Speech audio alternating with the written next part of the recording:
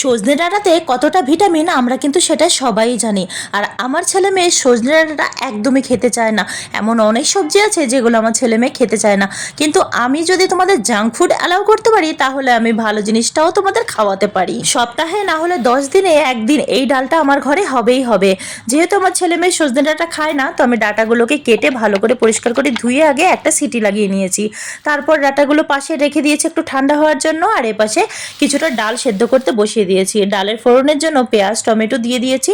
আর ডাঁটাগুলো ঠান্ডা হয়ে গেল পর এরকম চটকে নিয়ে যতটা পরিমাণ নিচড়ে জলটা বের করা যাবে ততটা নিচড়কে নেব। তারপর ডালটাও হয়ে যাওয়ার পর এখানে সজনে ডাঁটা সেই লিকুইডটা ভালো করে ছেঁকে ডালের সাথে মিশিয়ে নিয়েছি।